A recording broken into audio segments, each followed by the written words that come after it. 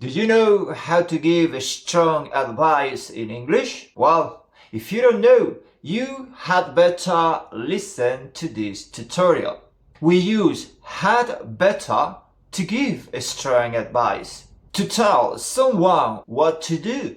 I'd better go home, it's getting late. You'd better tell your boss what happened before he finds out. Had better implies that something bad will happen if something is not done. It is like a warning or even a threat. He'd better give me my money back or he'll be in trouble. You'd better behave yourself if you don't want me to get angry. What about the form, the formulation?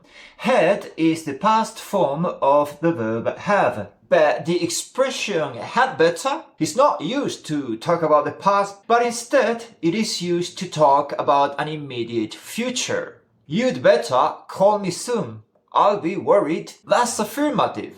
But what about the negative form? How do we do it? Had better not. For example, you'd better not say a word about this. I'd better not forget. Sometimes in informal English you can drop had and just say better. You better don't do that. Now, is there any difference between had better and should?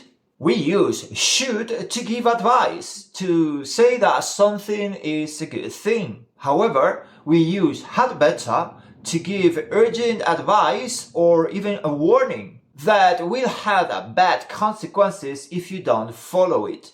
You should try the cake. It's delicious. You'd better hurry up or we will miss the cake.